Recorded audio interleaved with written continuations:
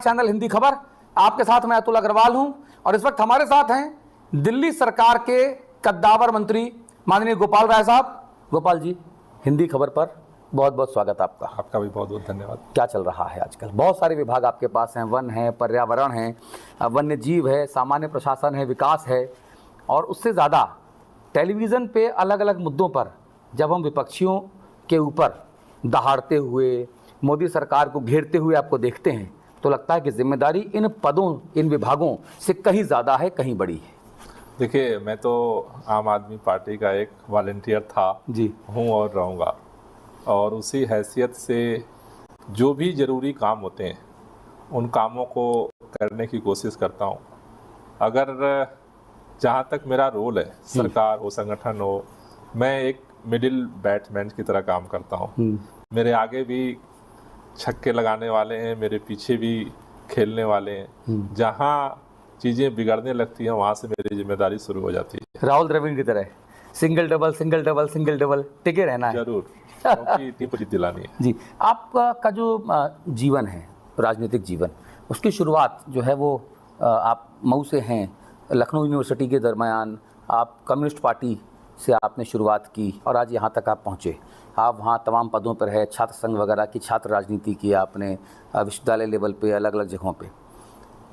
Communist party से लेकर आम आदमी पार्टी, बीच में एनजीओज़ तमाम, अच्छा आपने आपको देशभक्त क्रांतिकारी कहते हैं, फिर आपको गोली लग जाती है 99 में, गर्दन में गोली ये भी तो धंसी हुई है मुझे पता लगा। ये सब जो पूरी चीज़ें हैं, ये इसको कैसे देखते हैं आप? ये डेस्टिनी है या ये प्रयास ईमानदारी से करने का दुष्परिणाम है? देखिए, इसके तीन पहलू हैं। पहली बात तो जो आपने कहा कि मेरा जन्म पूर्वांचल उत्तर प्रदेश के एक 10 मई 1975 मऊ में, तो उस समय आजमगढ़ हुआ करता था। हाँ। फिर मऊ डिस्ट्रिक्ट बना। हाँ। तो मैं एक किसान परिवार में पैदा हुआ।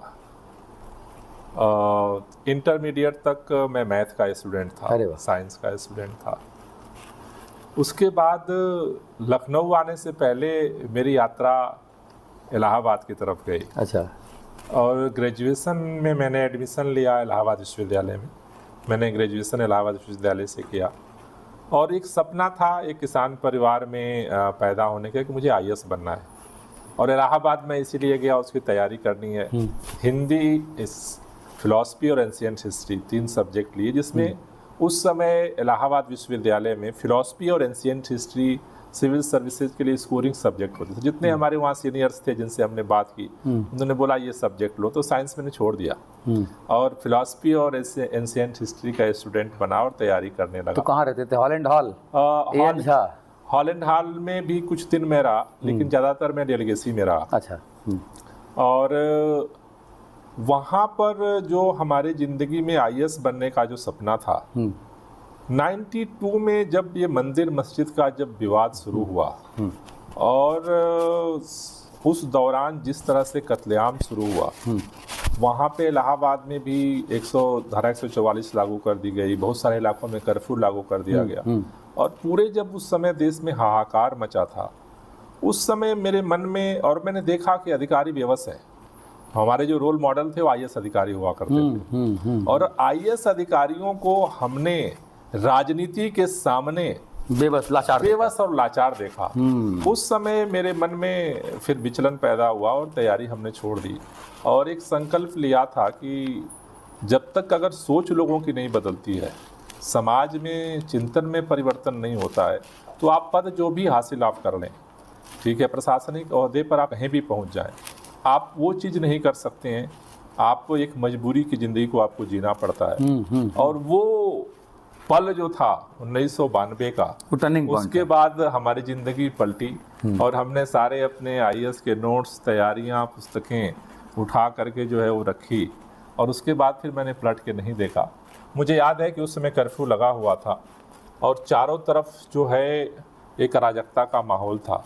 उसमें मैं नहीं जानता था, इलाहाबाद विश्वविद्यालय में कुछ शिक्षकों ने, संस्कृत कर्मियों ने, पत्रकारों ने, कुछ अधिवक्ताओं ने ये कॉल दिया कि हम पीस मार्च निकालेंगे, और मैं अपने कमरे से उठा, मैं नहीं जानता था, मैं उसमें शामिल हो गया। और उस दिन से जब उस कारवां में शामिल हुआ, तो वो कारवां आज तक जारी है।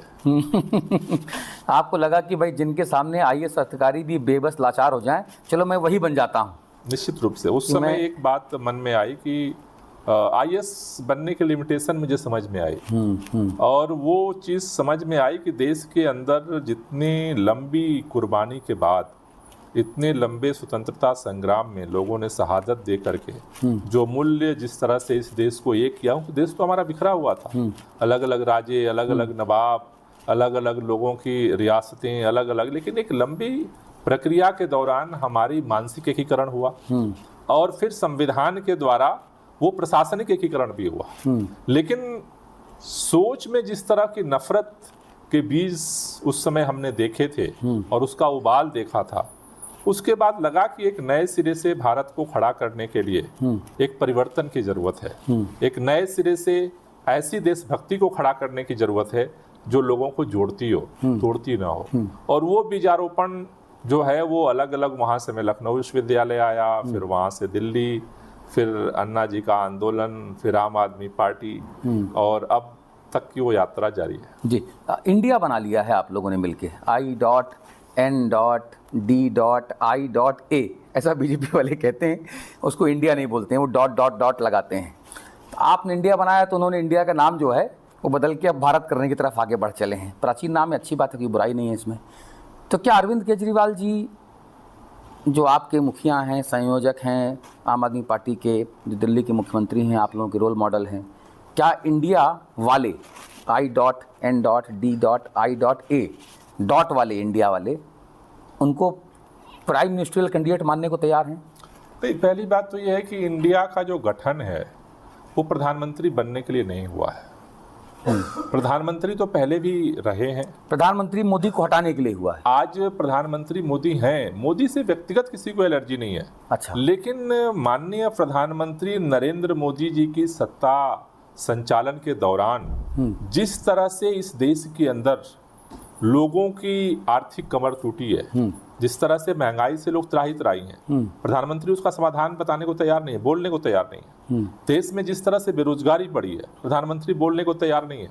जिस तरह से देश के लोकतंत्र के हर खंभे को चकनाचूर करने की कोशिश हो रही है, ठंडे दिमाग से नेस्तनाबूद करने की कोशिश हो रही है, प्रधानमंत्री बोलने को तैयार नहीं है।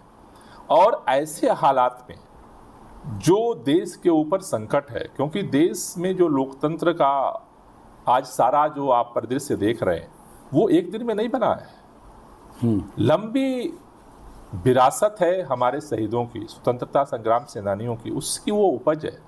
और उसको अगर एक व्यक्ति के लिए, एक व्यक्ति के नाम के लिए, एक व्यक्ति की इच्छा को पूरा करने के लिए अगर सबको तोड़ दिया जाए, फिर इस देश में अराजकता पैदा होगी। नहीं तो ये तो आप कह रहे हैं ना, जनता तो ऐसा नहीं मानती है।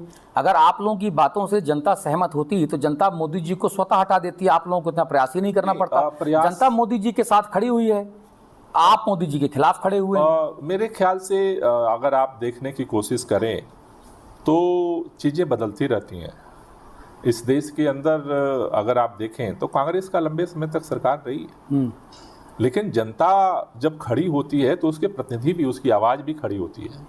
अगर भारत के अंदर अगर आप देखें तो चाहे वो लोहिया के नेतृत्व में खड़ा हुआ हो आवाज़, चाहे वो जेपी के नेतृत्व में आवाज़ खड़ी हो, चाहे वो बीपी के नेतृत्व में आवाज़ खड़ी हो, तो जनता का भी जो अपना जो मकसद है, अपना जो उनकी सोच है, उसके लिए उनको माध्यम चाहिए। और आज इंडिया उसकी एक आवाज़ बन रहा है। अगर देखें तो अभी जो उपचुनाव हुए हैं उसमें जिस तरह से परिणाम आए हैं वो इस बात को दिखा रहे हैं। और जो आपने शुरू में कहा कि जो इंडिया के बीच में dot dot dot dot, Bharatiya Janata party ने बहुत कोशिश करी, उनको इस बार डर लग रहा है। पिछले चुनाव में और इस चुनाव में बहुत परिवर्तन दिख रहा है। पिछले चुनाव में विपक्ष सब अलग अलग बिखरा हुआ था, एक छत्र भारतीय जनता पार्टी का अभियान चल रहा था। आज दिल्ली नहीं, पूरे देश के अंदर संगठित तरीके से जिस तरह से अभियान आगे बढ़ रहा है, भारत से मोहब्बत कल भी सबको थी और कल भी मोहब्बत रहेगी। भारत दिलों में बसता है, बिल्कुल। इंडिया संविधान में है, लेकिन ये जो I dot dot dot dot का जो डर है, डॉट का डर, उसने भाजपा को जो लिखती है बीजेपी इंडिया, उनका ट्विटर हैंडल आप देखिए, BJP for India, BJP for India. Modi ji खुद आजकल वीडियो में देखता हूं काफी वायरल हो रहा है, vote for India, vote for India का जो स्लोगन लगाने वाले को अगर भारत की याद आ गई 9 साल बाद, तो उसके मूल्यों का प्रश्न नहीं है। मूल्य अगर होते तो 14 में ही वो मूल्य दर्शातित होते, फिर स्किल इंडिया नहीं पैदा होता, स्किल भारत पैदा होता। अगर स्किल इंडिया से अगर प्राइम मिनिस्टर आप भारत तक आना पड़ा है, तो आज सबको नजर आ रहा है कि वो इंडिया की दहशत है जी। अच्छा, महंगाई की बात आप लोग कर रहे हैं। अशोक गहलोत जो कांग्रेस के मुख्यमंत्री हैं राजस्थान के, उन्होंने सिलेंडर वहां पर 500 रुपए का कर दिया। मेरे पास कल खबर आई कि भाई मध्य प्रदेश के मुख्यमंत्री शिवराज सिंह चौहान ने, जो भारतीय जनता पार्टी के मुख्यमंत्री हैं, 18 साल से मुख्यमंत्री हैं, उन्होंने सिलेंडर का भाव 450 रुपये कर दिया। और कुछ दिनों पहले, अभी 10 दिन पहले, मोदी जी ने सिलेंडर के दाम में 200 रुपये की कटौती की। यानी कि ये बात तो इनके दिमाग में है बीजेपी वालों के कि भाई महंगाई एक बड़ा मुद्दा है। तो मेरा मूल सवाल यहां पर यह खड़ा हुआ कि जब शिवराज सिंह चौहान चुनाव के पहले लोगों को बरगलाने या लुभाने या बहलाने के लिए सिलेंडर का दाम 450 रुपया कर सकते हैं, तो पूरे देश में नरेंद्र मोदी जी शिवराज सिंह चौहान से सीख लेकर, सबक लेकर पूरे देश में 450 रुपया सिलेंडर का दाम क्यों नहीं कर सकते? देखिए, इंडिया का नामकरण हुआ तो दबाव बढ़ गया। मुंबई की मीटिंग आते आते 200 रुपया कम हुआ है।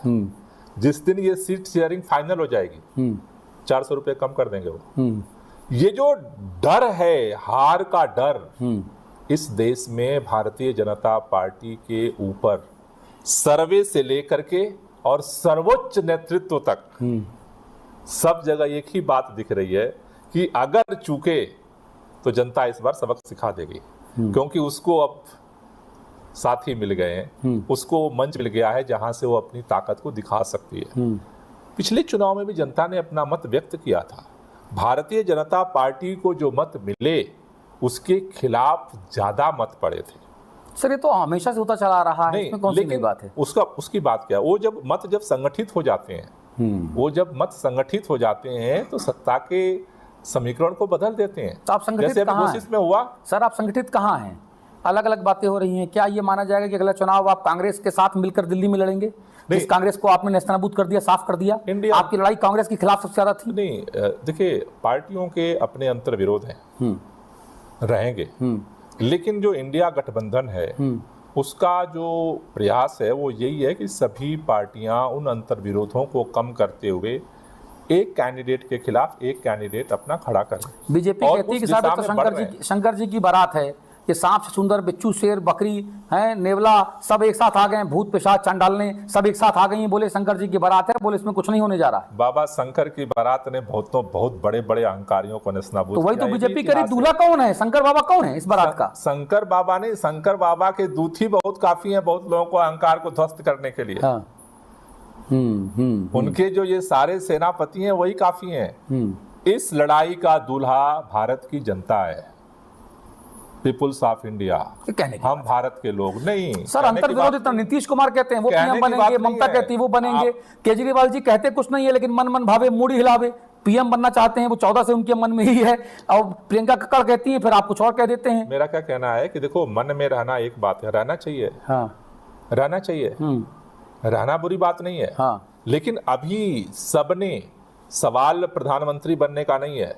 अगर आप 1974 के बाद आंदोलन और आंदोलन के बाद 77 का चुनाव देखें, 77 के चुनाव में प्रधानमंत्री का दावेदार कौन था? कौन था लीडर? एक तरफ इंदिरा गांधी थी, Indira is India, India is Indira, और दूसरी तरफ कौन थी? जनता थी। कोई चेहरा नहीं था। तो सरकार का हश्र क्या हुआ? लेकिन नहीं, हश्र हुआ, कितने दिन में गिर गई? नहीं, उसके बाद इंदिरा गांधी किस तरह से 400 प्लस से वापस दोबारा आई? मेरा कहना है कि वो तो अटल जी की भी सरकार 13 दिन में गिर गई थी। तो सरकार गिरने का मसला नहीं है। सवाल ये है कि जनता जब खड़ी होती है तो वो अत्याचार अन्याय के खिलाफ अपना मत देती है। जो बात आपने कही, वो इतिहास के पन्नों में जो गलतियां हुई हैं उनसे सीख करके आगे का रास्ता बनाने की जरूरत है, और वो बनेगा। कल ऐसा नहीं है कि कल जो है इसरो ने पहले भी जो है चंद्रमा का प्रयास किया, वो फेल हो गया। इसका मतलब थोड़ा कि इस बार सफल नहीं हुआ, सफल हो गया। तो पिछली जो गलतियां हुई उन गलतियों से सीख करके आगे का रास्ता बनेगा। लेकिन बीजेपी वाले तो कह रहे हैं कि भाई भारत जो है अब असली भारत, नरेंद्र मोदी जी वाला भारत, ये विश्व गुरु बनने जा रहा है। दुनिया की सारी महाशक्तियों की परेड करा दी नरेंद्र मोदी जी ने, सब लोग गले लग रहे हैं। बोला इसके पहले नेहरू जी से लेके और ये जो प्रधानमंत्री थे आपके, इसके पहले वाले तक, मनमोहन सिंह तक, तभी तो ऐसा कुछ नहीं हुआ जी। देखिए प्रश्न क्या है, नेहरू जी का हो, चाहे वो अटल बिहारी वाजपेयी के जी का हो, इंदिरा जी का हो या नरेंद्र मोदी जी का हो, आज भारत के सामने दुनिया के हर ताकत को झुकना है। क्यों झुकना है? आज दुनिया मार्केट पे चलती है और दुनिया के सामने भारत सबसे बड़ा मार्केट है। सवाल क्या है, अंतर विरोध क्या है? दुनिया भारत के साथ खड़ी हो रही है भारत के मार्केट को देख करके। सबको चाहिए मार्केट। अगर भारत का मार्केट अगर नहीं मिलता है, उनकी इकोनॉमी क्रैश कर जाएगी। और मोदी जी और अमित शाह जैसे दो गुजराती जो धंधे में, तो गुजरातियों का कोई तोड़ नहीं है भाई, अच्छा बिजनेस करते हैं, अच्छी मार्केटिंग करते हैं। सवाल बिजनेस में दूसरा काउंटर पार्ट क्या है? हाँ। दुनिया के सामने वो अपने स्वार्थ के लिए हमसे जुड़ रहे हैं। प्रश्न देश के सामने खड़ा है कि क्या G20 का जो शिखर सम्मेलन, जो आर्थिक, खास तौर से बेसिक जो उसकी बुनियाद जो शुरू हुई थी आर्थिक संबंधों को लेकर, क्या इस G20 के बाद भारत की अर्थव्यवस्था में कोई परिवर्तन होता है? हाँ तो हुआ ना, अकेले अमेरिका ने $400 मिलियन US का एक समझौता किया है। अब उसका देश की बेरोजगारी पे क्या असर पड़ता है? इससे देश का जनमानस तैयार होगा। क्या उससे किसानों के ऊपर क्या असर पड़ता है? इससे जनमानस तैयार होगा। क्या देश के अंदर जो करोड़ों जो लोग काम कर रहे हैं मिनिमम वेज पर, उनके जिंदगी में कोई परिवर्तन आता है? इससे उनकी जिंदगी तय होगी। मेरा कहना है कि देश एक व्यक्ति नहीं है, देश 140 करोड़ लोग हैं। अगर इस G20 से लोगों की 140 करोड़ लोगों की जिंदगी में अगर परिवर्तन शुरू होता है तो लोग उनके साथ खड़े होंगे। अगर इससे केवल मोदी जी के इमेज में परिवर्तन होता है, उससे देश के लोग खड़ा नहीं होंगे। लेकिन लोग तो साथ खड़े हैं। नहीं, लोग नहीं साथ खड़े हैं, लोग देश के साथ खड़े हैं। और उस देश के राष्ट्राध्यक्ष तो नरेंद्र मोदी जी हैं। नरेंद्र मोदी जी हैं, लेकिन देश के लोगों ने ही बनाया मोदी जी को राष्ट्राध्यक्ष। बनाया है, लेकिन क्या वो राष्ट्राध्यक्ष देश के लोगों के लिए काम करता है या नहीं करता है, या केवल अपनी इमेज को बढ़ाने के लिए काम करता है? 2 बार मोहर लगा के उनको जिताया है। बीजेपी वाले कह रहे हैं तीसरी बार हम फिर जीतेंगे, हम G20 कर रहे हैं। लेकिन जो आई डॉट, वो जो है इंडिया डॉट वाले, जो इंडिया वाले लोग हैं, वो देश के बाहर घूम रहे हैं। जबकि पूरी दुनिया की महाशक्तियां तो दिल्ली में अपना अड्डा बनाए हुए हैं। तो जो इंडिया वाले देश के बाहर घूम रहे हैं, वो किससे मिलने घूम रहे हैं? नहीं, पहली बात तो यह है कि उनको इतना डर क्यों लगता है? जब पूरा दुनिया यहाँ पड़ी है तो कोई बाहर चला जाता है तब डर जाते हैं, कोई बाहर जाके कुछ बोल देता है तब डर जाते हैं। अरविंद केजरीवाल को बाहर का जो है जाने के लिए परमिशन नहीं देते हैं। मुझे लगता है कि जो कॉन्फिडेंस जिसके अंदर है उसको डरने की जरूरत नहीं है। उनके अंदर क्या चल रहा है? उनके चल रहा है क्या G20 के बाद भी ऐसा तो नहीं कि हम हार जाएंगे, ऐसा तो नहीं कि हम चंद्रयान जो आप भेज दिए उसके बाद भी हार जाएंगे। वो देश की हर सफलता को, काहे या अनचाहे, वो डरा हुआ व्यक्ति जो काम करता है कि वो उस जीत हार से जोड़ता है। देश की भी अपनी ताकत है। प्रधानमंत्री आते हैं और चले जाते हैं। देश ने अपनी यात्रा तय की है और आगे भी देश अपनी यात्रा को तय करेगा। सवाल ये है कि देश किसी व्यक्ति की आकांक्षा और पार्टी की आकांक्षा को केवल पूरा करने का माध्यम और हथियार नहीं है। देश के लोगों के लिए है। और ऐसे में जो भारतीय जनता पार्टी के अंदर इंडिया डॉट का जो डर है वो हर जगह दिख रहा है। अभी जो है ये 5 दिनों का विशेष सत्र बुलाया जा रहा है साहब। इसमें कहा जा रहा है कि वो सारे मुद्दे, वो सारे अध्यादेश और सारे बिल प्रस्तुत किए जाएंगे जो इंडिया की डॉट की हवा निकाल देंगे। बोले इसमें UCC भी लेकर आ सकते हैं, धर्मांतरण के कानून भी लेकर आ सकते हैं, महिलाओं के लिए भी, मुस्लिम महिलाओं के लिए खास तौर पे लेकर आ सकते हैं। कहा जा रहा है, जो मेरे पास खबर है वो ये है कि साहब, जैसे ये लोग कह रहे हैं कि हमने 370 लाख के कश्मीर वाला बॉर्डर सील कर दिया, उधर नेपाल पर भी हमने चौकसी कर दी, अब बांग्लादेश वाला बॉर्डर है, तो कह रहे हैं कि बांग्लादेश को भी जो है वो 2 भागों में तोड़ देंगे। जो बांग्लादेश से सटा हुआ इलाका है उसको UT बना देंगे, यूनियन टेरिटरी, केंद्र शासित प्रदेश बना देंगे, और जो इधर वाला जो पश्चिम बंगाल बचेगा फिर वो ममता बनर्जी के पास रह जाएगा। एक ये आने की बात हो रही है, तमाम तरीके की बात और आने की बात हो रही है। अब ये विशेष सत्र भी अपने आप में अनोखा उदाहरण है। हाँ। उनके डर का। ये विशेष सत्र की जो सारे अभी जो अफवाहें फैलाई जा रही हैं, विशेष सत्र में क्या हुआ किसी को नहीं पता है। नहीं, ये डर नहीं तो साहस हुआ ना ना, कि आप लोगों के विरोध के बावजूद वो इतने बड़े बड़े छक्के मार रहे हैं। छक्के नहीं मार रहे हैं, वो इस बात को कह रहे हैं कि 9 साल के अंदर माननीय प्रधानमंत्री नरेंद्र मोदी जी ने, भारतीय जनता पार्टी ने जमीन से आकाश से लेके पाताल तक और मणिपुर से लेकर के रूस तक जो सारा आर्थिक रणनीति, सामाजिक रणनीति, अंतर्राष्ट्रीय कूटनीति, जो जितना कुछ चक्रव्यूह रचा उससे काम नहीं चल रहा है। अब तक 9 साल में जो कुछ भी उन्होंने किया उसके आधार पर चुनाव वो जीत नहीं सकते। इंडिया उस पर भारी है। अब कुछ नया चाहिए। तो नया ज्ञान में अभी क्या वो ज्ञान है, अभी तो वो किसी को नहीं पता। वो तो सभी लोग लाल मुझक्कड़ की तरह से बूझ रहे हैं कि ऐसा होगा, ऐसा पता होगा, केवल नंबर 1 नंबर 2 को होता है बीजेपी पता नहीं 2 को भी है या नहीं है। अच्छा, सेलेक्ट को है केवल अभी तो लेकिन ये इस संदेश को दे रहा है कि 9 साल में जो भी काम उन्होंने किए, अगर उसके दम पे चुनाव में जाएं तो चुनाव नहीं जीत सकते। कुछ और चाहिए। अब देखते हैं कि विशेष सत्र में कौन सा हथियार लेके आते हैं। यूसीसी, समान नागरिक संहिता, ये होना चाहिए कि नहीं होना चाहिए? देखिए, हर चीज का जवाब हाँ ना नहीं होता है। अच्छा, हर चीज का जवाब हाँ ना नहीं होता है।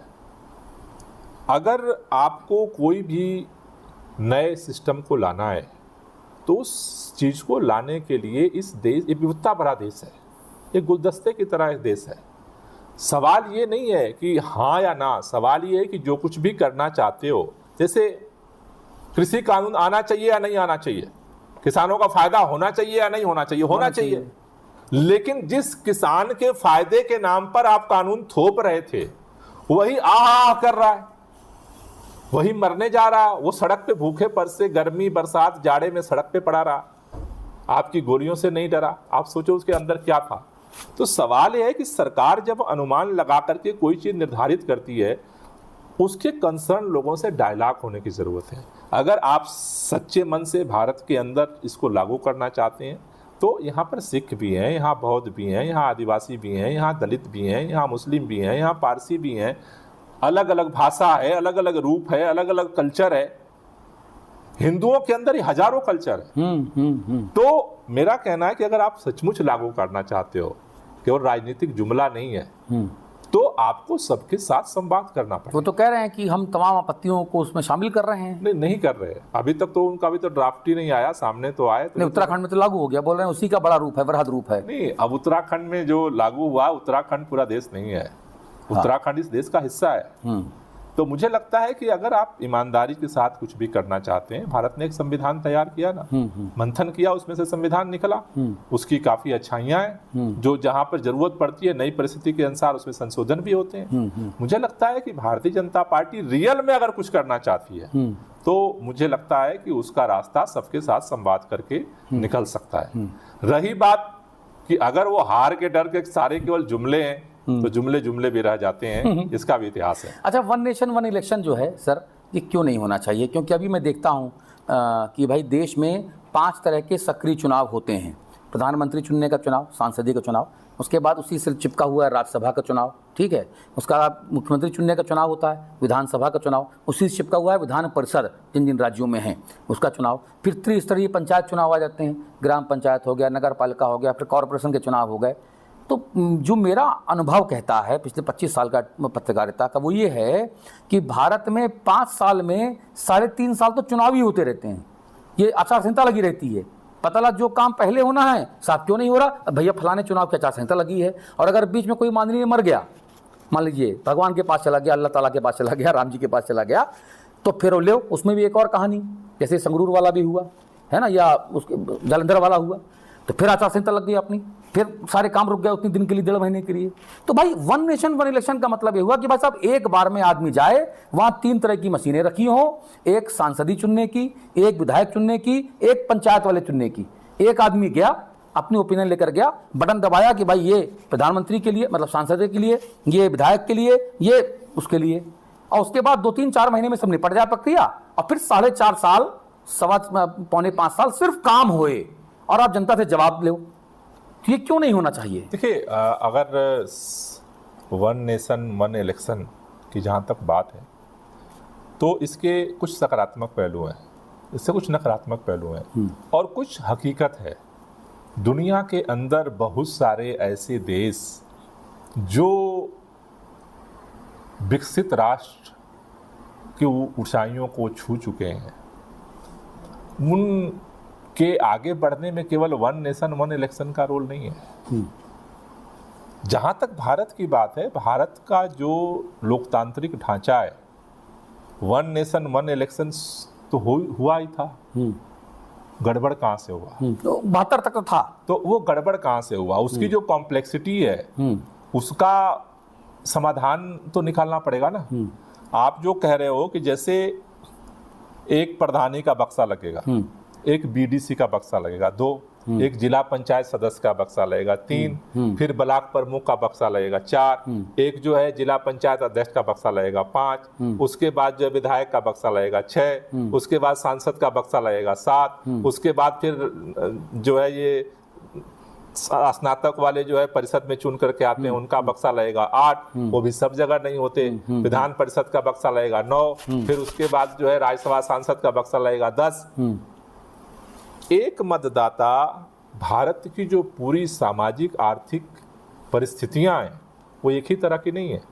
सवाल ये बात ठीक है, अभी अरविंद जी ने कहा कि भाई वन नेशन वन इलेक्शन से ज़्यादा ज़रूरी है, क्योंकि वन इलेक्शन से तो फिर भी चीजें चल रही हैं, उससे ज्यादा जरूरी है कि वन नेशन वन एजुकेशन। ये तो इसमें तो किसी को कंट्रोवर्सी नहीं है, सही बात है, मैं सहमत हूं। पहले क्यों नहीं करना चाहते?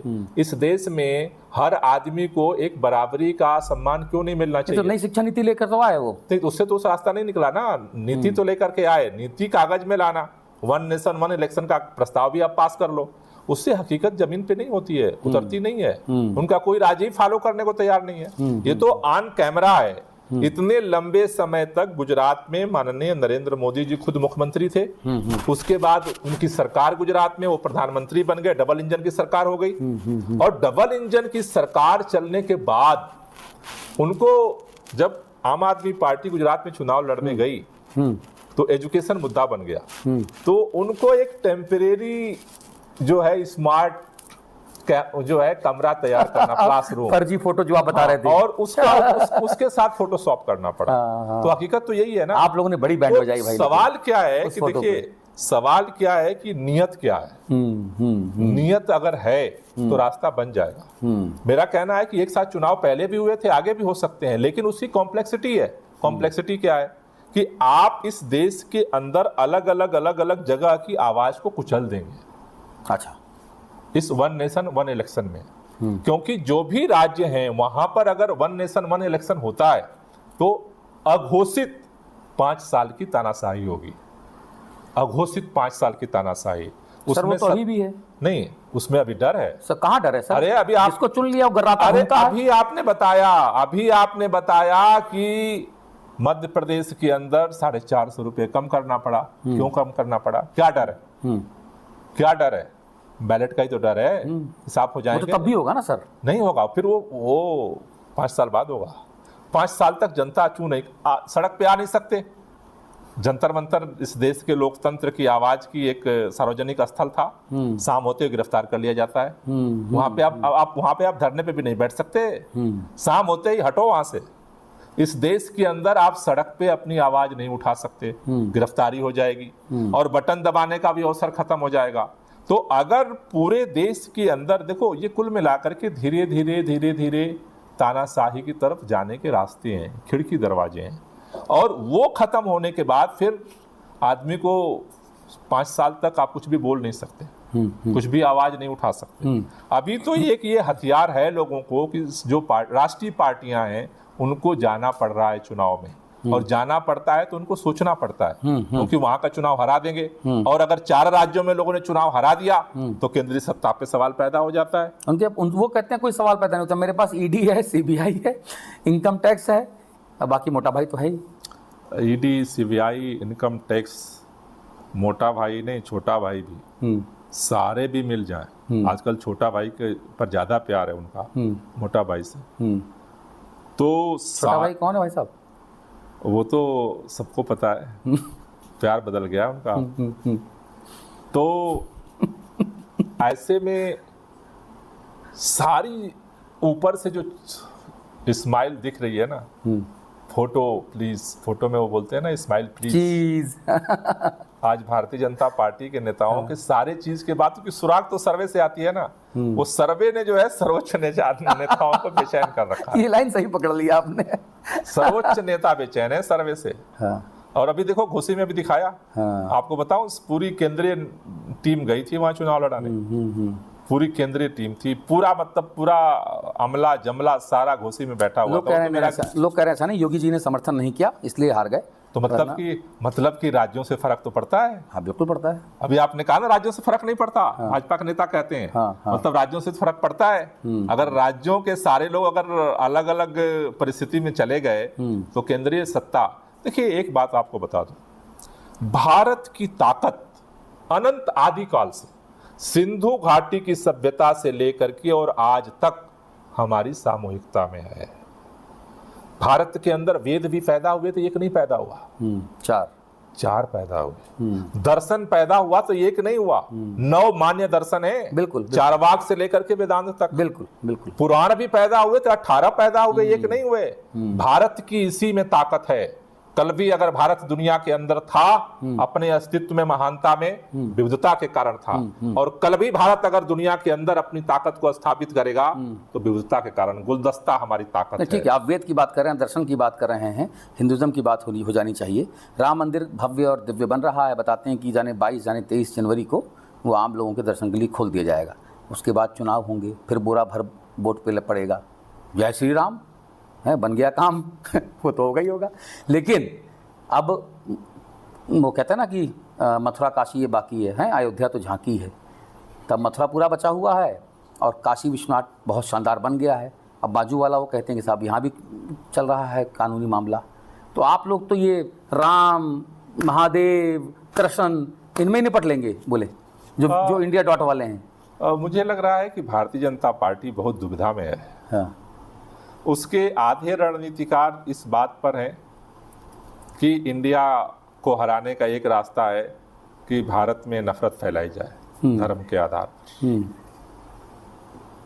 आधे रणनीतिकार इस बात पे डटे हुए कि दुनिया के अंदर मोदी जी ने नाम रोशन कर दिया। हाँ। और मोदी जी जो सबसे प्राचीन जो मस्जिद है वहां जाएंगे।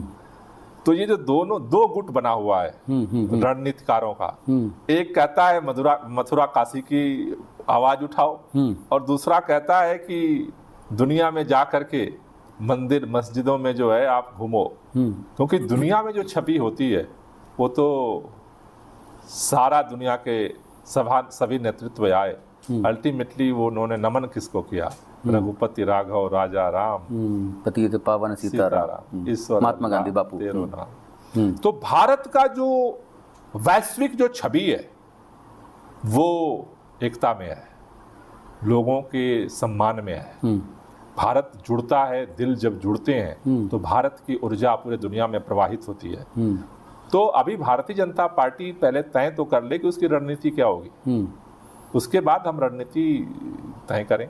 अच्छा, आप लोगों ने तय कर लिया है कि अब जो उपराज्यपाल और राज्यपाल हैं दिल्ली सेवा बिल आने के बाद अब इनसे लड़ेंगे नहीं और इनके साथ चलेंगे, ये तय कर लिया आप लोगों ने? देखिए क्या है कि अब संसद के अंदर ये कानून बन चुका है, तो कानून जो बन चुका है कानून के अनुरूप हम काम कर रहे हैं। लेकिन ये जो काला कानून है इसके खिलाफ सर्वोच्च न्यायालय में हम अपनी लड़ाई को जारी रखे हुए हैं। और दूसरा, इंडिया के माध्यम से संगठित रूप से, क्योंकि सरकार को बदलने की प्रक्रिया में लगे हुए हैं। अब इस काले कानून को बदलने का 2 ही रास्ता है, एक सरकार बदली जाए, या तो सरकार बदली जाए या फिर कानून बदला जाए। हाँ।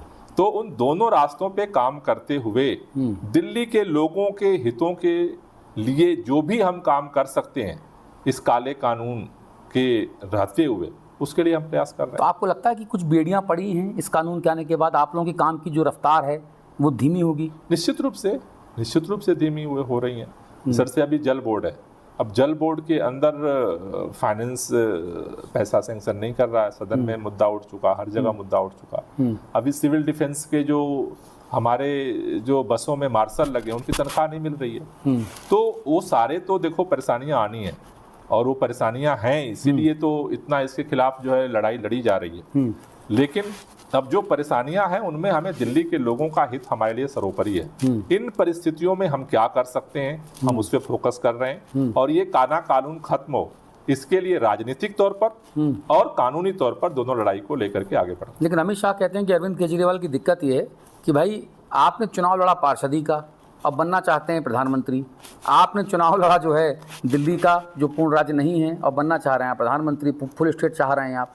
तो बोले कि भाई आप जो चुनाव लड़ोगे वो बनना चाहोगे, आपको पीएम बनना तो संसदीय का चुनाव लड़ना पड़ेगा ना भाई साहब। आपको पता नहीं था चुनाव लड़ते वक्त दिल्ली पूर्ण स्टेट नहीं है, इतना तमाशा क्यों फिर? मेरे ख्याल से अमित शाह जी को भी पता है कि वो क्या कह रहे हैं। दिल्ली पूर्ण राज्य नहीं है, सबको पता है, लेकिन इतने सालों तक तो कानून लेकर आने की जरूरत नहीं पड़ी। आप कानून किस लिए बना रहे थे? दिल्ली के अंदर जो दिल्ली सरकार काम कर रही है उसकी बेचैनी, उसको चूंकि चुनाव में आप रोक नहीं सकते हैं, उसको चुनाव में नहीं रोक सकते।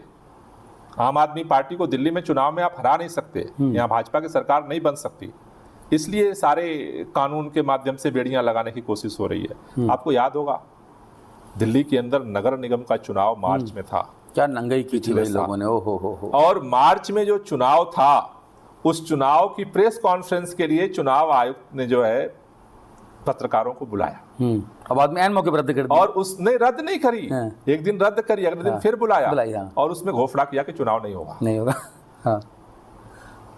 क्या कहा कि दिल्ली के अंदर तीनों नगर निगम का एकीकरण किया जाएगा। क्यों एकीकरण? उनको लगता था कि एकीकरण करेंगे, एकीकरण के नाम पे परसीमन इन्होंने किया, सारे उलट पुलट कर दिए, पूरे सारे वार्ड ऐसे बनाए कि जिससे कि उनका जो है नफरत का जो है बाजार वहाँ जो है वो चल सके। गुजरात का चुनाव हो रहा था, उसी चुनाव के बीच में यहाँ जो है चुनाव की तिथि घोषित करी ताकि आप लोग या तो वहां लड़े या यहाँ लड़े। उसके बाद भी परिणाम क्या निकला? 3.5 तिकड़म के बावजूद परिणाम क्या निकला? परिणाम निकला कि आम आदमी पार्टी जीत गई। तो उनको ये बात लगती है, बात उनको संविधान की चिंता नहीं है। दूतावास पहले भी थे और भारतीय जनता पार्टी पूर्ण राज्य की बात मांग करती थी, वही भारतीय जनता पार्टी हर बार मैनिफेस्टो में पूर्ण राज्य की बात उठाती थी वो। लेकिन अरविंद केजरीवाल की सत्ता का अंत का कोई रास्ता नहीं दिखता। बचा हुआ जो एमसीडी था वो भी चला गया और अब इंडिया का जो गठबंधन बना है, जनता के ऊपर जिस तरह से ये काला कानून थोपा गया है, सबको एक ही बात समझ में आ रही है कि इनकी लोकसभा में विदाई करने पर ही इससे मुक्ति मिल सकती है, वरना कोई रास्ता नहीं है। तो लोकसभा से भी इनका सफाया होगा। 7 में 7 आप ले जाएंगे आम आदमी पार्टी? सफाया होगा इनका। आम आदमी पार्टी 7 में 7 जीतेगी? नहीं, इंडिया लड़ेगा चुनाव। हाँ, ये मैं कहना चाह रहा हूँ। हाँ, इंडिया लड़ेगा। कांग्रेस की कितने, आपकी कितने? वो तो अभी फार्मूला जो तय होगा पूरे देश के लिए, उसी तरह से दिल्ली में भी। तो लोकसभा चुनाव में आम आदमी पार्टी कांग्रेस के साथ गठबंधन के लिए तैयार है? इंडिया में शामिल ही हम इसलिए हुए हैं, सब मिलकर लड़ेंगे। कोई कंफ्यूजन? कोई कंफ्यूजन नहीं है। तो केजरीवाल जी ने सहमति दे दी है? अरे इंडिया में शामिल है, हमारे इंडिया में अरविंद केजरीवाल जी हमारी पार्टी का प्रतिनिधित्व करते हैं। कांग्रेस पार्टी तैयार हो गई है भाई इंडिया में? आप वो तो बहुत पुरानी प्रश्न हो गए। इंडिया में सब मिल करके अपने अभियान को आगे बढ़ा रहे हैं। हमको आप ब्रेकिंग न्यूज दे रहे हैं? Breaking news? अरे इंडिया गठबंधन में हम शामिल हैं, ये कोई नई खबर थोड़ा है। दिल्ली में आम आदमी पार्टी कांग्रेस के साथ मिलकर लोकसभा का चुनाव लड़ने को तैयार है। तीसरी बार पूछ रहा हूं। पूरे देश में इंडिया के साथ मिल करके आम आदमी पार्टी जो है वो प्रयास कर रही है और इंडिया पूरे देश के अंदर ये कोशिश कर रहा है। चलिए, ये तो बड़ी खबर है भाई। ये वाकई ब्रेकिंग न्यूज़ आपने जो है दी है, ये दिल्ली के चुनाव में असर डालेगी। अच्छा, दिल्ली के जो कूड़े के पहाड़ हैं उनका क्या हो रहा है? क्योंकि बहुत बात हुई कि भाई हमको मिल जाए तो कूड़े के पहाड़ ऐसे 6 इंच छोटा कर देंगे, ये कर देंगे, वो काट देंगे, फिर काट देंगे। वो ऐसे इशारा करते थे केजरीवाल साहब, आतिशी जी, सौरभ भारद्वाज, मनीष जी। तो क्या स्थिति है अब, चूँकि एमसीडी आपके पास है? एमसीडी में हमने कूड़े के पहाड़ को काटना शुरू कर दिया था। अच्छा। लेकिन अब ये जो कानून पास हुआ है उसके बाद परिस्थितियाँ बदली हुई हैं। तो बदली परिस्थितियों में भी हम इस प्रयास में लगे हैं कि उसको तेजी के साथ कम किया जाए। कल भी हमारी प्राथमिकता वो था और आज भी है। अच्छा, आप लोग बोले आम आदमी पार्टी के लोग, आप लोगों का जो उदय हुआ और जो लोगों ने आपको गले से लगाया, सर माथे पर बैठाया, वो भ्रष्टाचार विरोधी मुहिम के तहत आप लोग बैठाया। आप भी जानते हैं उस बात को कि अन्ना जी जो हैं वो ईमानदारी के द्योतक थे। हालांकि अब अन्ना जी कहाँ है पता नहीं, केजरीवाल जी सब कुछ हैं। तो भ्रष्टाचार के आरोप जब आम आदमी पार्टी के लोगों पर लगें और पदेन मंत्री वो जेल में रहें, जेल के भीतर मसाज कराते वीडियो बाहर आएँ, आप उसको थेरेपी कहते हो। मुझे नहीं पता कि थेरेपी था कि मसाज था, मुझे नहीं पता। हालांकि दोनों का स्वरूप एक ही होता है, शब्द अलग अलग होते हैं। जब मनीष जी, जिन्होंने देश दुनिया में दिल्ली का नाम यूँ रोशन किया शानदार स्कूल बना के, मनीष जी और हम साथ में को एंकर थे एक राष्ट्रीय चैनल में 2004 में, 7 to 9 मॉर्निंग प्राइम हमारे और मनीष जी के शो का नाम था। मनीष जी से मेरे 2004 से लेकर अब तक के रिश्ते हैं, मैं उनको एक बहुत अच्छा इंसान मानता हूँ। लेकिन जब भारतीय जनता पार्टी के लोग इस तरह की बातें करते हैं, जब राउज एवेन्यू कोर्ट मनीष सिसोदिया जी को जमानत नहीं देता है, बार बार शराब घोटाला जिसको मैं शराब नीति कहता हूँ, शराब परिवर्तन नीति या शराब निर्धारण नीति कहता हूँ, मैं उसको घोटाला नहीं मानता या घोटाला नहीं कहता, जब तक अदालत ना कह दे तब तक। तो जब ऐसे आरोप लगते हैं आपके ऊपर, तब आपकी भ्रष्टाचार विरोधी मुहिम को तो पलिता लग जाता है साहब। नहीं लगता है, और स्ट्रांग होती है। अच्छा, अगर आप एक बार सोचने की आप कोशिश करो कि अगर माननीय प्रधानमंत्री नरेंद्र मोदी जी की पूरी पार्टी, सारा तंत्र, सीबीआई, ईडी, जो कुछ भी उनके पास है, सब झोंक दिया, सारा झोंक दिया, पूरा देश खंगाल लिया गया, जहां जहां संभावित थे कि यहां से निशान हो सकते हैं, और अगर एक चवन्नी भी अगर वो नहीं निकाल पाए, तो देखो, एक व्यक्ति को ये कहा जाए कि भाई ये भ्रष्टाचारी हो सकता है, उसमें दोनों संभावनाएं छिपी हैं, हो भी सकता है, नहीं भी हो सकता। ठीक बात है। लेकिन जब सब कुछ खंगाल लिया जाए और उसके बाद भी कुछ न हत्थे चढ़े, तो ये प्रमाण पत्र होता है कि वो व्यक्ति भ्रष्टाचारी नहीं है। कल भी हमारी लड़ाई ईमानदारी हमारी ताकत थी, और आज भी हमारी ताकत ईमानदारी है, और उसका परिणाम ये है, केवल आर्थिक ईमानदारी नहीं, राजनीतिक ईमानदारी। ये देश अपने खुली आंखों से, नंगी आंखों से देख रहा है कि कैसे भारतीय जनता पार्टी के लिए मध्य प्रदेश में भ्रष्टाचार की परिभाषा बदली, कैसे पाला बदलवा करके वहां सरकार चल रही है। तो एक रोल मॉडल है महाराष्ट्र का, चाहे वो शिंदे जी हों और चाहे अजीत पवार जी हों, रोल मॉडल। और नाम भी वापस हो गया, तो अजीत पवार का नाम भी वापस हो गया, उस एफआईआर से बाहर हो गया नाम। तो आप समझो कि बात केवल आर्थिक ईमानदारी की नहीं है। तो ये भगवा वॉशिंग मशीन का मामला है, तो कि भगवा वॉशिंग पाउडर डालो, गर्र गर्र गर्र करो, तो आदमी एकदम टन होकर बाहर निकलेगा, कलफ लगा कुर्ता। तो मसला क्या है? नहीं, वो तो वॉशिंग मशीन का तो मसला है ही। मसला इस बात का भी है कि भारतीय जनता पार्टी जो सोचती है कि हर व्यक्ति बिकाऊ है और हर व्यक्ति की फाइल खोल करके हम उसकी आवाज को बदल देंगे, आम आदमी पार्टी के नेताओं की आवाज को नहीं बदल पाए। देखिए, व्यक्तिगत तौर पे मनीष सिसोदिया के साथ काम करने का जो मेरा अनुभव 2004 से है और आज तकरीबन 20 वर्ष, मैं ये बात तो आज ऑन एयर भी कह रहा हूँ, कैमरे पे कह रहा हूँ कि मनीष जी के प्रति जो मेरी भावनाएं हैं वो एक ईमानदार व्यक्ति की ही है, ठीक है। लेकिन जब राउज एवेन्यू कोर्ट उन्हें जमानत नहीं देता, अगर बीजेपी के, ईडी के, इनकम टैक्स के, सीबीआई के आरोप मिथ्या हैं, तो क्या अदालत को ये दिखाई नहीं पड़ता मनीष जी जेल में क्यों हैं, विजय नायर जेल में क्यों हैं? ये दोनों लोग अच्छे इंसान हैं व्यक्तिगत तौर पे, तो इन दोनों को बाहर क्यों नहीं लाया जाता, क्यों नहीं बाहर आते ये? अगर ये बाहर आएंगे तो आम आदमी पार्टी के इस दावे को और बल नहीं मिलेगा क्या? आप इसको थोड़ा सा और दूसरे पहलू से समझने की कोशिश करें। आम आदमी पार्टी जज बदलने के लिए नहीं गई कोर्ट में। अच्छा। आखिर भारतीय जनता पार्टी को ऐसी क्या चिंता थी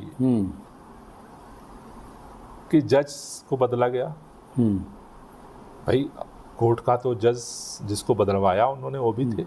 तो क्या आप जज साहब के ऊपर आरोप लगा रहे हैं कि भाई उनका एक विचारधारा के तहत काम कर रहे हैं, वो ये आप कह रहे हैं क्या? मैं ये नहीं कह रहा हूं, मैं ये कह रहा हूं कि अगर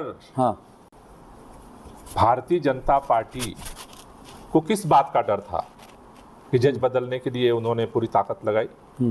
देखिए, जहां तक जमानत की बात है, ये बात सच है कि जमानत नहीं मिल रही है, लेकिन जमानत न देने के पीछे भी बहुत सारे कारण हैं। जिस तरह से एक दहशत का माहौल चारों तरफ बना हुआ है, कोई भी व्यक्ति आज की तारीख में इस तानाशाही हुकूमत से पंगा नहीं लेना चाहता। तो क्या न्यायपालिका भी तानाशाही से डरी हुई है, ये आप कह रहे हैं? नहीं, पूरे देश के अंदर दहशत फैली हुई है, पूरे देश के अंदर ये दहशत फैली हुई है। और आज की तारीख में जो भी न्यायपालिका के अंदर जो रास्ते हैं उन सभी रास्तों का हम सदुपयोग कर रहे हैं। नहीं तो क्या आप ये भी कह रहे हैं कि उसी दहशत की वजह से जो है मनीष सिसोदिया को जमानत नहीं मिल रही है? नहीं, या दी जा रही है? मैं कह रहा हूं कि इस देश के अंदर एक दहशत फैली हुई है। हाँ। जहां तक जमानत की बात है उस प्रक्रिया को हम फॉलो कर रहे हैं और सर्वोच्च न्यायालय में उस पर चर्चा हो रही है और सर्वोच्च न्यायालय ने कहा है सीबीआई से कि भाई कुछ तो ले आओ, इतने दिनों से जो तो आपने जेल के अंदर बिठा रखा है, आपके पास कोई तो ट्रांजैक्शन होगा, कोई तो चीज आप इतने दिनों में जांच करके लाए होगे। अब देखते हैं कि आगे क्या वो सामने रखते हैं। तो अभी कोई क्लू नहीं है कि मनीष जी या विजय नायर जी या बाकी लोग बाहर आएंगे, कब आएंगे? नहीं, ये तो हम नहीं तय कर सकते यहाँ पर। हाँ। लेकिन हम इतनी बात, अभी तक जितने सारी जो जांच की प्रक्रिया चली है और मीडिया ट्रायल हुए हैं, सारे न्यूज़ फीडिंग जो हुई है भाजपा की तरफ से, उन सब चीज़ के बाद एक बात अभी तक समझ में आई है कि आज तक उनकी एजेंसी ने कुछ खंगाल तो नहीं पाया, उनके पास कुछ निकला तो नहीं है। और ईडी का कन्विक्शन रेट तो वैसे भी डेसिमल्स में है। नहीं, वो तो एक अलग ही चैप्टर है कि वो क्या क्या करते हैं, सारा तथ्य सामने है।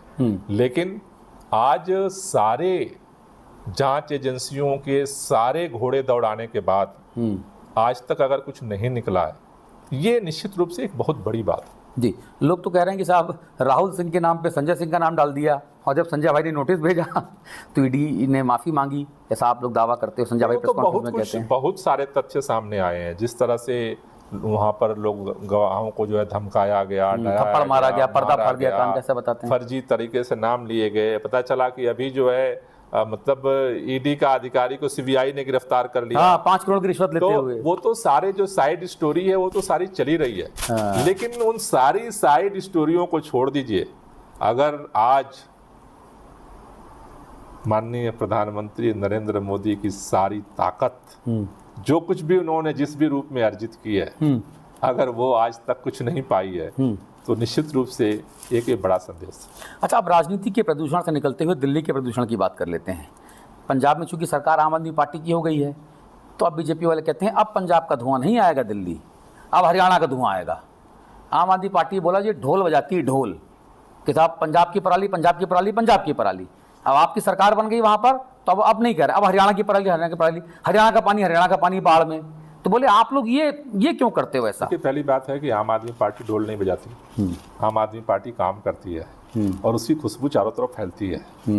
भारतीय जनता पार्टी वालों को कहते हैं ना कि वो सावन के अंधे को सब हरा हरा दिखता है, तो हर समय ढोली बजाते हैं, तो उनको ऐसा लगता है कि जो खुशबू की जो आवाज आ रही है ना, ये भी ढोली है। अच्छा। दिल्ली के अंदर ऑन रिकॉर्ड में आपको बता रहा हूँ कि 9 साल पहले हमारी जब सरकार बनी, सरकार बनने के बाद दिल्ली के अंदर प्रदूषण को कम करने के लिए पूरे देश के अंदर प्रदूषण है, लेकिन सबसे ज़्यादा काम करने वाली अगर कोई सरकार है तो आम आदमी पार्टी की सरकार है। और वो अब बात नहीं है, अब वो ऑन रिकॉर्ड है। पिछले 9 साल के अंदर PM 10 और PM 2.5 अभी हमने जल्द ही आंकड़ा जारी किया, उसमें लगभग एवरेज 45 से 45% का PM 10 और PM 2.5 में कमी आई है। ये ऑन रिकॉर्ड है। ये आपकी प्रेस कॉन्फ्रेंस देखी थी मैंने। ये हमारा आंकड़ा नहीं है और आपका आंकड़ा नहीं है और बीजेपी का आंकड़ा नहीं है, this is a scientific fact. तो अब ये ऐसे नहीं हुआ है। दिल्ली के अंदर जिस तरह से अगर आज चाहे वो EV पॉलिसी हो, चाहे दिल्ली के अंदर ग्रीन बेल्ट बढ़ाने का काम हो, चाहे वो समर एक्शन प्लान हो, चाहे वो विंटर एक्शन प्लान हो, दिल्ली के मुख्यमंत्री अरविंद केजरीवाल जी ने प्रदूषण को कम करने के लिए युद्ध प्रदूषण के विरुद्ध अभियान नहीं, युद्ध स्तर पे, वो चाहे कार फ्री डे हो, चाहे ऑड इवन इस देश दिल्ली के अंदर लागू हुआ, जो भी दुनिया के अंदर प्रयोग हो रहे हैं प्रदूषण को कम करने के लिए, हमारी सरकार की कोशिश ये है कि जन जागरूकता के साथ साथ, टेक्नोलॉजिकल सलूशन के साथ साथ, पॉलिसीगत सलूशन के साथ साथ, लॉन्ग टर्म और शॉर्ट टर्म एक्शन के साथ हम काम करें, और वो हम कर रहे हैं, उसका ये परिणाम है। जहां तक बात है पंजाब के अंदर पराली की, वो जब पराली हमारी सरकार वहां बनने से पहले जलता था आप बाइट निकाल के देखना पिछले के पिछले साल की, हर भाजपा का नेता कहता था ये प्रदूषण सब केजरीवाल का है, बाहर से नहीं आता।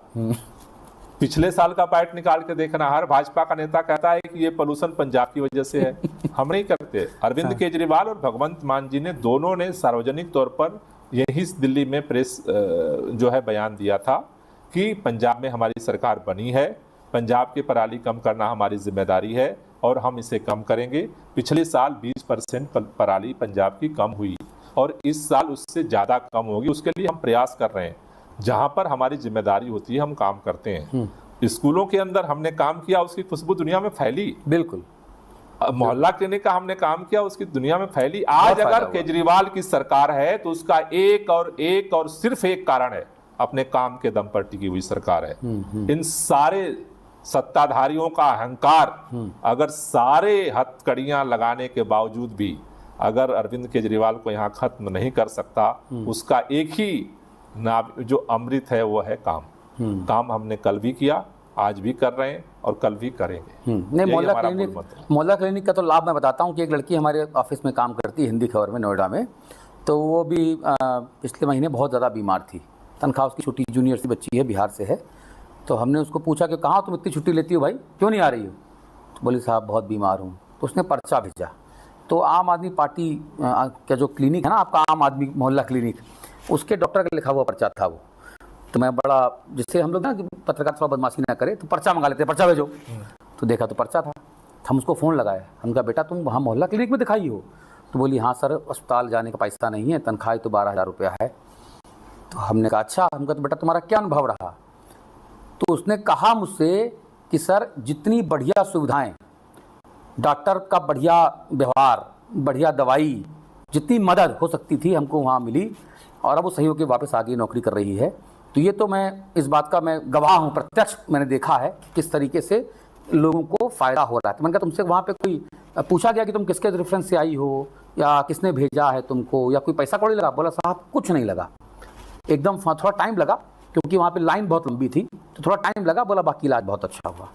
तो इसके लिए तो मैं खुद ऑन रिकॉर्ड और टीवी पे बात बोल रहा हूँ, इसके लिए तो आप लोगों की तारीफ के काबिल हैं आप। नहीं सर, देखिए हमारी ताकत ही काम है। अगर आप याद हो, पिछला चुनाव हो रहा था, अरविंद केजरीवाल जी ने सार्वजनिक मंच से कहा कि अगर दिल्ली के लिए हमने 5 साल काम किया है तो हमें वोट देना, नहीं किया है तो मत देना।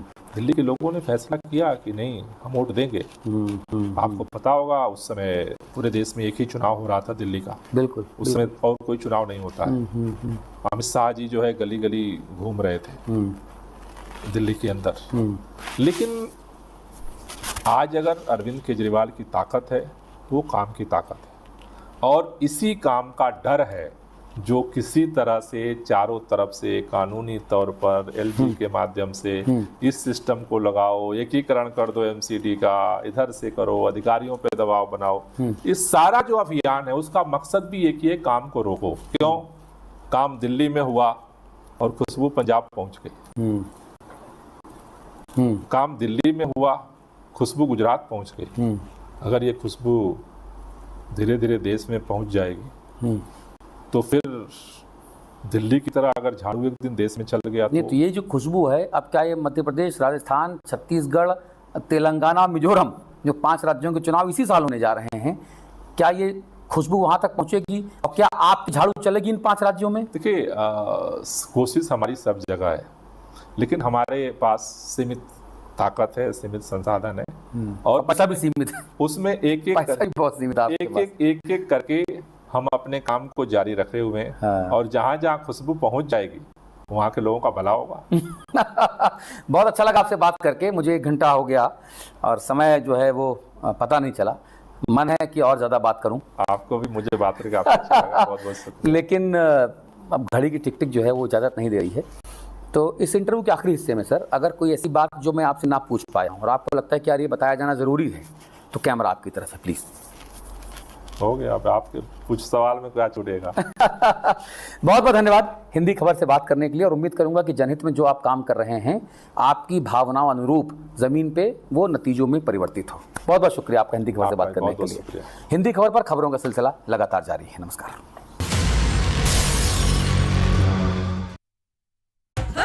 चले गोल्डी छोले मसाले